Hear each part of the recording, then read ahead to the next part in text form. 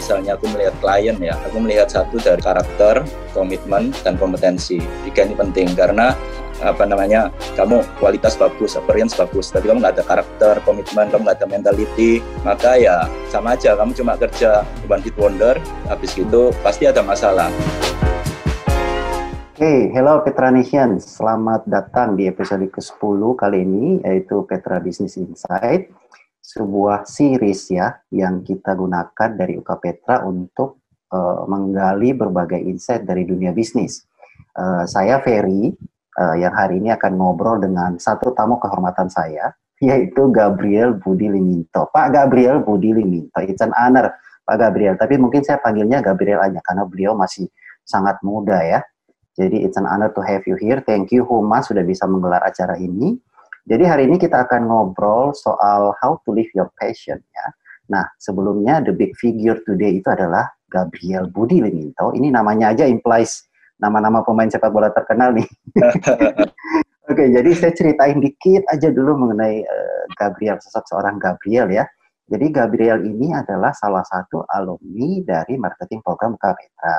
Jadi saya adalah adalah mantan dosennya. Beliau adalah mantan mahasiswa saya. Jadi saya kaget-kaget nih, kok sekarang sosoknya sukses banget ya.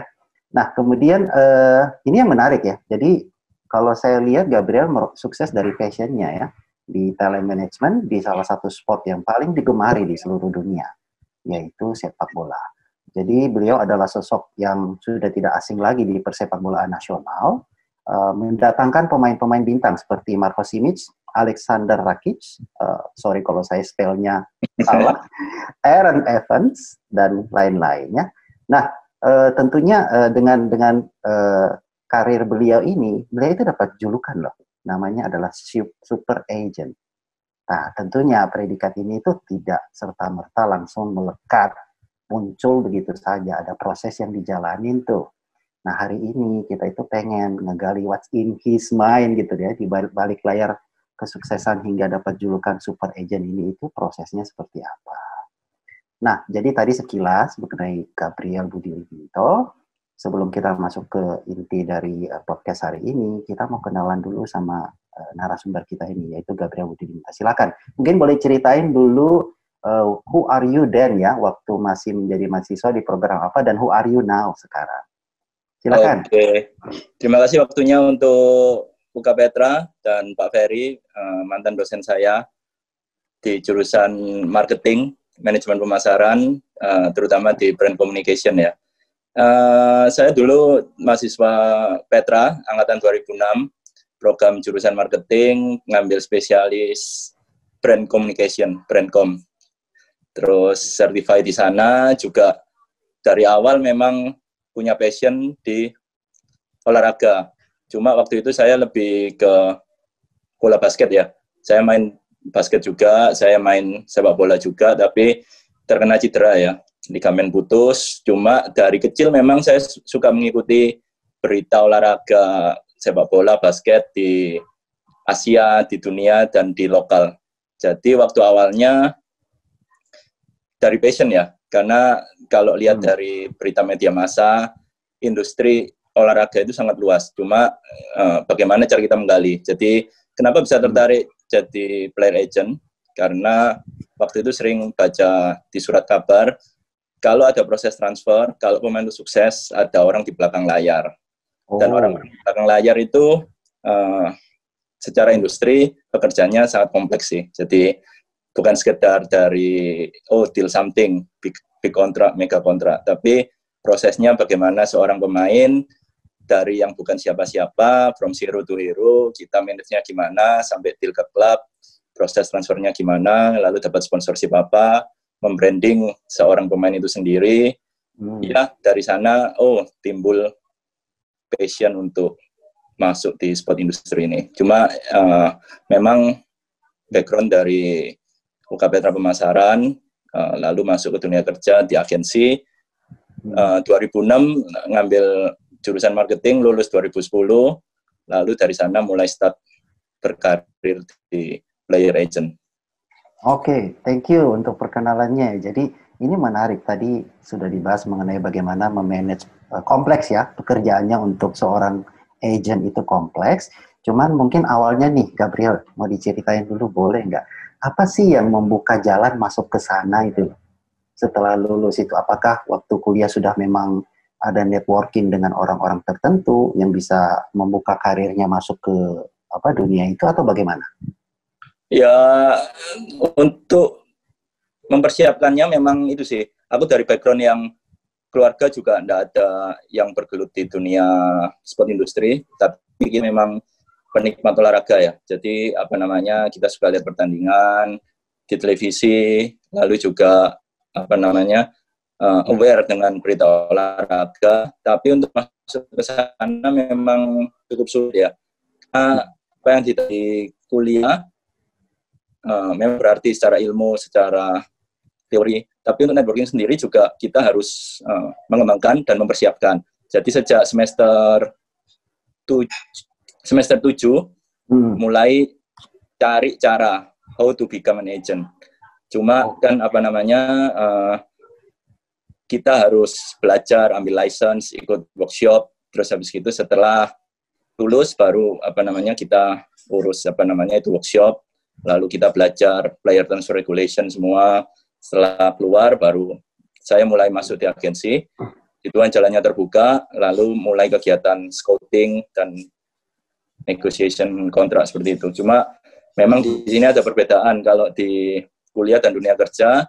Di dunia kerja ini apa namanya lebih keras ya pasti ya, terutama di bidang sport industri karena memang di sini saingannya kebanyakan orang asing juga, lalu kita juga deal dengan berbagai macam orang, berbagai macam klub, ada politikus, birokrasi, dan memang kalau habis lulus lalu masuk ke dunia kerja ini, di dunia kerja ini kill or to be kill ya, jadi kita nggak bisa percaya 100% sama klien sendiri, kita juga harus lihat bagaimana karakter orang itu. Kita maksudnya nggak ada ilmu pasti, jadi semuanya dinamis, dan kita harus maksudnya apa yang kita dapat di kuliah kita perhatikan, tapi di dunia kerja memang nggak boleh naif ya, semuanya seperti apa namanya sangat dinamis di sini. Oke.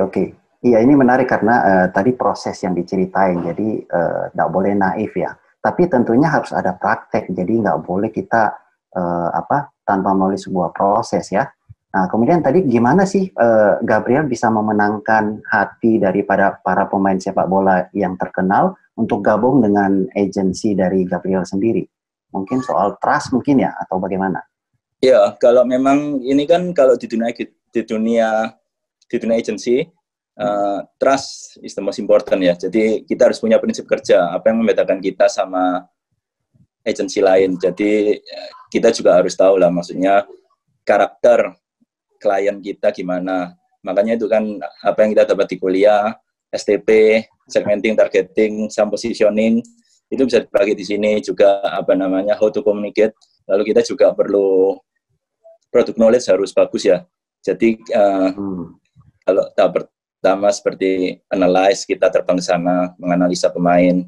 Jadi kita sudah harus tahu kira-kira statusnya bagaimana.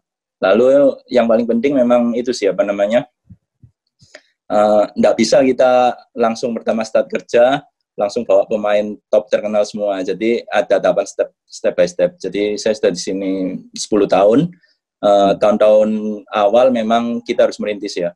Jadi cuma begitu kita bawa pertama bagus maka orang akan percaya. Jadi di sini juga saya bawa pemain ke Liga Asia, Indonesia, Malaysia, Thailand, Hong Kong. Tapi kita juga bawa pemain Indonesia keluar. Gitu. Ke Thailand, ke Liga Hong Kong, Liga Malaysia. Jadi sana maka terbentuk international networking. Kan apa namanya, reference by reference ya, terus mereka juga bisa cek kredibilitas seorang agent di website resmi, di Transfermarkt, lalu juga di media massa, terus juga biasanya mereka bisa tanya input dari pemain lainnya atau pelatih lainnya. Oke. Jadi tadi yang dibicarakan oleh Gabriel adalah sebenarnya itu adalah brand ya, jadi reputasi ya. Reputasi itu penting banget dan bangunnya nggak bisa semalam, tuh harus pelan-pelan. Tapi kita buktikan kalau kita dapat sesuatu yang kecil, kita rawat, pelihara, dia jadi besar. Nah itu mungkin yang bisa jadi word of mouth ya, bisa untuk networking selanjutnya. Nah, tadi menarik mengenai memahami produk. Memahami produk. Produknya ini kan mungkin ya, kalau dalam gambaran saya adalah pemain sepak bolanya ya. Dulu saya sih kalau main PES itu apa ya? Championship Manager kalau nggak salah. CM, Gamenya, ya, Championship Manager itu kan ada atribut-atributnya tuh, ada positioning, player, dan lain-lain. Nah, kalau saya ingat, kita mungkin ingat atau Gabriel mungkin pernah nonton Moneyball ya, Brad Pitt ya. Yes. Film itu, ya. Jadi, boleh nggak Gabriel memberikan kita cara bagaimana mendeteksi potensi dalam seorang pemain gitu loh, untuk bisa dalam proses scouting itu misalnya mungkin ya. Ya, tapi aku mau lebih secara global ya. Ya, Karena kan ini untuk university, program Petra kan maksudnya kita harus bahas secara global tapi dari sudut pandang aku ya. Jadi kalau misalnya aku melihat klien ya, aku melihat satu dari karakter, komitmen, dan kompetensi. 3 ini penting karena kompetensi without karakter dan komitmen, that's totally bullshit ya. Jadi maksudnya kamu kualitas bagus, appearance bagus, tapi kamu nggak ada karakter, komitmen, kamu nggak ada mentality, maka ya sama aja, kamu cuma kerja one hit wonder, habis gitu pasti ada masalah. Karena kita ini bicara ke people business. Jadi people bukan barang ya. Jadi kita perlu namanya karakter dan komitmen ini tentu saja tanpa melupakan kompetensi. Jadi saya selalu melihat penampilan penting tapi bukan yang terutama. Jadi kalau advice juga kalau dari semua kerjaan institusi misal terutama di bidang SDM humas ini, kamu melihat orang jangan melihat dari luarnya aja, but you need to see apa yang ada di dalam karakter dan komitmen orang itu. Karena kalau kita bicara people, maka kadang apa yang kelihatan di dalam itu jauh lebih bisa untuk timbul, untuk muncul. Dari sana kerjasama bisa jangka panjang, long term relationship. Jadi saya selalu tekankan kalau misalnya sama pemain atau apa, kita lihat, tapi ini bisa diaplikasikan semua karena tidak melulu harus pemain sepak bola atau apa, dari semua pekerjaan terutama yang bukan dengan people itu ya, karakter, komitmen, dan kompetensi. Oke. Kalau mau dibahas lebih dalam dikit detail ya, karakter seperti apa yang dimasukkan oleh Gabriel mengenai pemain sepak bola ini? Apakah terkait integritasnya atau kemampuan dia bekerja sama dalam tim? Kan sepak bola itu kan teamwork juga kan? Yes. Karakter. Mungkin yang dari karakternya itu. Karakter terutama dengan komitmen ini saling berkaitan erat ya, karena karakter pertama integrity is a must ya. Karena kalau misalnya klien atau orang sudah bicara A jadi B, B jadi C, ya itu buat apa kita kerja sama kalau sudah dicapai. Kalau orang punya karakter, bicara A, gentleman agreement A, lalu kita paper A, semuanya oke, maka itu berarti punya karakter. Juga karakter di masa-masa sulit ya. Jadi makanya itu saya bilang setiap bisnis, terutama people, sifatnya sangat dinamis karena kita nggak tahu apa yang terjadi. Karakter bisa dilihat ketika situasi sulit. Yang ambil contoh pemain, kalau pemain dalam masa cedera, dalam masa pemulihan, maka kita bisa lihat karakternya, apakah dia tekun untuk sembuh atau malah smart drop. Lalu juga erat kaitannya dengan situasi politik. Seperti sekarang kalau tidak ada izin kepolisian untuk menjalankan liga, maka dari sana karakter seseorang akan terlihat. Karena kalau masa-masa sulit, bagaimana dia bisa memanage mentalitinya supaya tetap latihan, badannya on shape, bagaimana dia bisa memanage emosinya. Kan karena untuk business people erat kaitannya dengan yang namanya mentalitas pribadi, lalu dengan tekanan, how to handle the pressure. Itu makanya itu penting, karena kalau pemain cuma punya kompetensi tapi mulutnya nggak bisa dipegang, karakternya nggak bisa dipegang, ya buat apa? Oke, jadi sebenarnya mungkin secara skill, itu mungkin nomor satu, secara skill bisa diasah. Yang kedua, secara skill banyak pemain-pemain dengan skill yang sama. Semuanya berkualitas, tapi kalau secara karakter mungkin dibedain kan. Itu yang akan membuat seorang pemain bisa populer, dalam arti punya reputasi, bukan hanya terkenal aja kan. Yes. Oke. Ya sebenarnya banyak yang pengen saya gali sih mengenai karakter ini karena terdengar dari kehidupan seorang pemain sepak bola yang terkenal itu kan biasanya kan di luar sepak bolanya itu kan. Apakah itu termasuk yang di manage nggak? Termasuk branding yang di manage nggak untuk personnya itu Iya, dari sisi agensi? itu termasuk yang dimanage oleh seorang agent karena saya juga deal dengan brand sponsorship juga ya. Karena image seseorang dan personality itu menentukan bagaimana value pemain atau pelatih itu di mata sebuah brand. Jadi bagaimana kita mengkomunikasikan.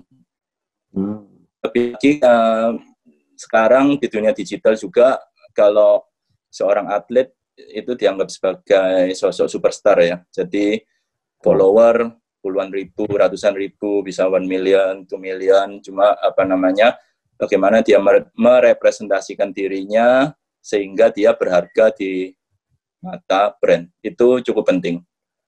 Oke. Sorry, ini tanyanya detail dan berarti melakukan PR krisis juga nggak? Yes. Melakukan ya, termasuk ya? Iya, melakukan. Jadi pasti kita kerja nggak bisa smooth ya. Pasti ada sesuatu halangan. Terutama kan ini kan erat kaitannya dengan dunia entertainment juga ya. Pasti ada skandal, sensasi pasti. Tapi bagaimana kita handle pressure itu, bagaimana kita memotivasi dan kasih arahan yang terbaik untuk klien. Oke. Kalau role modelnya nggak kuat, wah bisa malah. Jadi saya yakin bahwa Gabriel adalah role model yang kuat untuk itu ya. Jadi dimulai dari agennya sendiri harus punya integritas ya, punya reputasi yang baik ya. Akan menarik orang-orang yang sama dengan value ya, dengan value yang sama, prinsip-prinsip yang sama. Nah, kalau kita ngomong tentang persepak bolaan lah, agency ya. Ini kemampuan untuk networking dan negosiasi. Dua kemampuan ini tidak kalah penting dalam bidang apapun ya.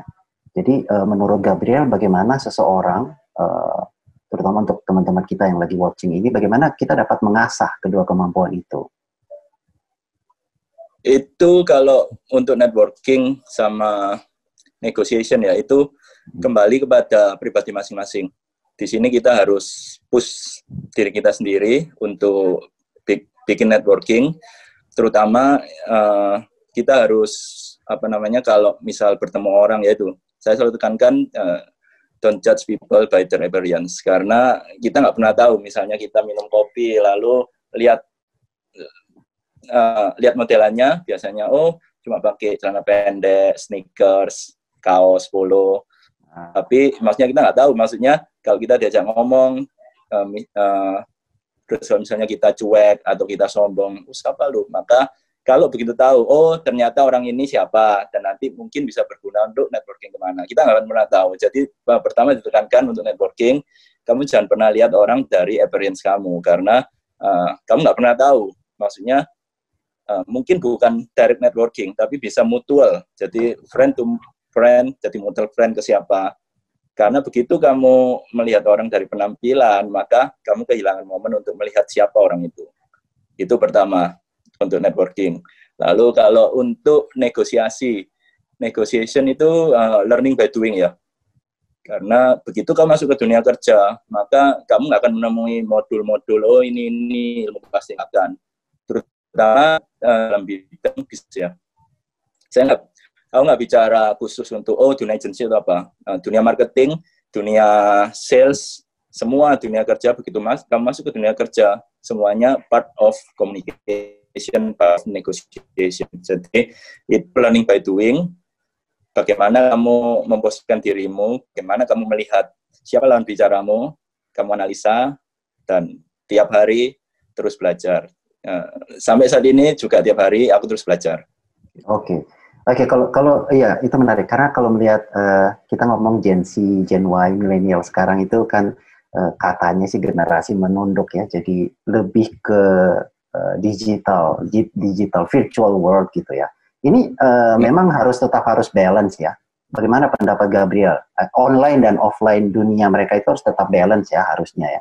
Jadi jangan hanya di online terus, bahkan interaksi kok di online terus. Iya, betul. Harus balance ya. Di dunia kerja online dan offline harus balance. Memang sekarang digital startup lagi booming, sangat booming. Cuma kan untuk kamu bisa mengarah ke sana, kamu juga harus bertemu orang. Kamu harus bertemu the real person yang kamu harus bikin deal seperti apa untuk kamu mempresentasikan. Digital bagus harus, tapi untuk offline kamu juga harus bagus. Karena kalau kamu cuma bagus di digital, maka banyak statement kamu cuma sebagai keyboard warrior. Jadi kamu cuma jago di dunia maya, tapi begitu kamu masuk ketemu orang, kamu jadi ya maksudnya kamu perlu belajar lagi gitu kan. Iya, ada sedikit perbedaan lah antara berinteraksi di dunia maya dan di dunia offline ya, karena benar-benar real, kita bisa lihat ekspresinya, gaya bicaranya langsung, suasananya lebih dapat ya. Yes, betul. Ya, kemudian ini ada yang mau juga kita tanyakan, apakah background pendidikan di bidang marketing itu punya advantage nggak dalam karir sebagai agent? Iya, punya advantage karena apa yang didapat, walaupun nggak 100%, bisa diimplementasikan. Tentu saja ada hal-hal yang berguna di dunia kerja. Kalau aku waktu belajar di marketing, aku belajar personal branding seperti apa, aku belajar case by case dari Pak Leon, dari Pak Ferry, lalu juga aku belajar juga tentang STP, jadi kita harus tahu segmentasi, targeting, positioning seperti apa. Karena aku pemain juga kalau di Liga Hong Kong beda, di Liga Thailand beda, di Liga Indonesia beda, di Liga Australia beda. Jadi kita perlu tahu STP itu sendiri juga. Cuma apa yang didapat di kuliah memang bukan 100% kamu bisa langsung implementasikan. Karena di dunia kerja tidak ada ilmu pasti kan. Jadi apa yang didapat di kuliah lebih kepada kamu harus mengasah pola pikir kamu, bangun networking, juga apa yang kamu dapat yang sesuai bisa kamu implementasikan di dunia kerja. Oke, mungkin bukan hanya belajar lah sekarang ya, harus banyak-banyak main juga lah. Main itu bukan main juga maksudnya, banyak main, ketemu, ngobrol sama orang itu menarik harusnya, berinteraksi gitu. Iya, karena bukan kebanyakan, saya nggak ngejat sih, cuman agak hesitate gitu loh untuk sekarang ini kita membangun conversation. Ya tergantung orangnya, chemistry-nya bisa dapat nggak. Nah itu kadang-kadang benar kata Gabriel, mungkin ada yang judge by appearance doang, itu sudah, aduh malas nih. Orangnya udah umur banget, udah kalau generasi milenial, kayak saya umur 40 dosen, udah tua banget gitu loh, umur 40 kan. Jadi kayak ada gap yang agak besar gitu loh. Nah kita perlu usahain ekstra untuk itu. Karena who knows ya, kita nggak pernah tahu kan. Iya, karena juga kalau memang lebih seperti Pak Ferry, lebih matang, lebih dewasa kan, ada pepatah seperti like Benjamin Button kan. Karena maksudnya semakin tua tapi malah semakin muda ya. Laki-laki itu semakin umur semakin berkarisma. Itu ada pepatah yang sama. Oke. Ini pertanyaan berikut ya. Kita diskusi berikut. Gabriel ini mendapat julukan super agent ya. Super agent Indonesia gitu. Cuman sebelum pertanyaan ini saya pengen tanya satu hal yang cukup penting ya. Kata orang hidup yang meaningful itu kalau kita itu kerja seperti nggak kerja tuh, atau kerja dari passion gitu. Nah itu gimana pendapat Gabriel tentang ini? Apakah itu benar atau sebenarnya sama aja antara passion, kerja dengan passion dan kerja nggak passion gitu? Itu benar sih. Jadi aku sangat bersyukur. Jadi Tuhan buka jalan, Tuhan berkati sampai saat ini. Karena kalau kita bekerja sesuai passion kita, sesuai keinginan kita, jadi kayak tiap hari pasti ada pressure ya, pasti ada tekanan. Tapi tiap hari kita termotivasi, tiap hari kita lapar. Oh ya, misalnya tahun ini target ini, ke depan tiap hari kita ada target. Aku pengen ini, karena kita sesuai passion kita kerja nggak terbebani, kita keluarkan semua potensi yang kita punya dan kita menikmatinya. Tapi omong kosong kalau bekerja sesuai passion, nggak ada tekanan, nggak ada masalah, itu omong kosong. Jadi tekanan, pressure pasti ada, tapi bagaimana kita menyikapi pressure itu sendiri. Ada quote bagus dari salah satu pemain idola saya, Zlatan Ibrahimovic. Dia bilang, saya baca bukunya, saya sudah baca autobiografi, jadi kita belajar, struggle is real ya. Jadi dia bilang kalau pressure is like a medicine, just take it to getting better. Jadi itu bisa diaplikasikan semua, karena kalau kerja sesuai passion tapi nggak ada strugglingnya, nggak ada dukanya, itu bullshit. Jadi memang bekerja sesuai passion, kita bisa enjoy, termotivasi, tapi tekanan pasti ada. Tapi bagaimana kita handle pressure itu sendiri. Oke, ya kalau nggak passion kita kerja ya kita nggak punya alasan untuk melakukan atau nurusin kalau ada masalah kan. This is not even my passion gitu loh. Ya cuma segini aja kamu. Datar gitu ya. Ya mungkin struggle itu justru membuat kita itu naik level menurut saya, bertumbuh gitu ya. Kita bisa bertumbuh. Kalau nggak ada struggle kita nggak bisa lihat opportunity berikutnya di dalam passion gitu ya. Oke, ya ini sebelum masuk lagi ke pertanyaan berikutnya, menarik soalnya. Caranya menemukan passion gimana? Apakah kita harus banyak eksperimen dulu baru nemuin, atau kita bisa nggak langsung masuk, oh ini passion saya. Kita bukan ngomong passion dulu lah, hobi saya atau yang saya sukai gitu loh. Terus kemudian kita langsung terjun ke situ. Atau mungkin ada proses yang dijalani sampai menemukan passion itu sendiri. Ya, tentu saja passion berawal dari ketertarikan ya, hobi, interest seperti apa. Tapi untuk masuk ke sana, untuk kamu mewujudkan dari hobi, interest, passion kamu menjadi sebuah pekerjaan bidang profesional, kamu perlu analisa semua, bagaimana bidang bisnisnya, bagaimana proses bisnisnya seperti apa, dan yang paling penting adalah persistence dan ketekunan. Karena begitu kamu masuk ke sana, maka untuk memulainya sulit. Tapi tentu saja dari hobi, interest, ketertarikan itu memang salah satu dari passion yang bisa kamu wujudkan dalam dunia profesional. Oke, ya.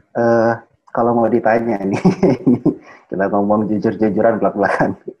What keeps you in your passion? Jadi apakah karena kepuasan, makna yang kamu dapetin, oh ya saya bekerja sesuai passion, or the money? Which one? Iya, tentu saja aku nggak munafik dua-duanya. Cuma kamu harus punya pola pikir.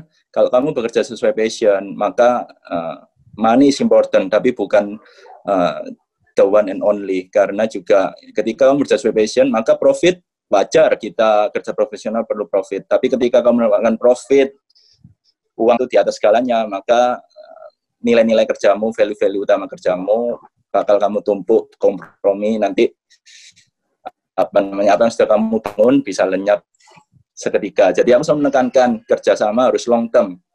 That's why bisa aja aku langsung wajib bondor, tapi aku mau kerja karir long term. Tapi ketika kamu berhasil passion, happy, pemain sign kontrak juara, bisa main sampai internasional, uang jalan mengikuti, tapi bukan uang ditaruh prioritas utama.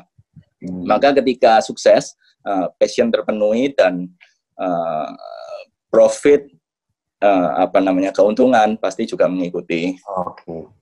Iya, benar ya. Kayaknya insight yang menarik. Kalau kamu ngutamain duit, biasanya kabur passionnya. Prinsipnya jadi luntur. Karena hilang ya. Iya, karena menurut saya opportunity banyak sih, tapi jangan sampai ngehancurin brand kita, reputasi kita yang ada di tadi itu ya, yang prinsip-prinsip kita itu loh, kerjasama long term, nggak mau one hit wonder kayak gitu ya, Gabriel ya. Yes. Oke, nah ini yang mungkin jadi sesuatu yang terakhir kita bisa bicarain. Gabriel mendapat julukan super agent Indonesia ya, atau George Mendes dan Nino Raiola Indonesia. Oke. Nah, gimana tanggapan Gabriel tentang julukan ini, nomor satu itu? Dan yang kedua, ada nggak yang masih mengganjal atau cita-cita ke depannya yang masih pengen diraih ke depannya? Tentang julukan super agent, aku nggak bisa dong nyebut kayak diriku sendiri, I'm super agent, janganlah. Karena aku sifatnya, aku terus belajar. Karena kalau media, pemain, pelatih, klub-klub menyebut itu, terima kasih dan puji Tuhan. Tapi aku selalu tekankan, kalau banyak orang tanya, Budi, kamu dipanggil Jorge Mendesnya Indonesia, Mino Raiola Indonesia, aku tetap tidak mau karena mereka lebih senior, mereka lebih sukses luar biasa. Aku punya brandku sendiri karena aku selalu bilang, everyone want to be an agent, but there is only one Gabriel Budi. Jadi itu maksudnya aku bukan untuk sombong, I'm the only one. Tapi aku mau menekankan di setiap apa yang kamu kerja, kamu harus keluarkan apa yang terbaik, be yourself. Jadi salah satu atlet idola saya, almarhum Kobe Bryant juga bilang kamu harus benar-benar jadi the real you. Itu maksudnya untuk kamu mengeluarkan apa yang terbaik dari kamu supaya kamu dapat mencapai target yang tertinggi. Jadi aku bukan sombong, tapi kalau aku dibandingkan mereka jauh lebih senior, just call me Gabriel Budi. Karena kalau di semua dunia kerja juga kamu harus jadi be yourself ya. Karena kalau kamu niru orang lain maka kamu hanya jadi seperti copycat. Tapi kalau kamu jadi the real dirimu sendiri maka kamu bisa keluarkan like semua potensi maksimalmu. Oke.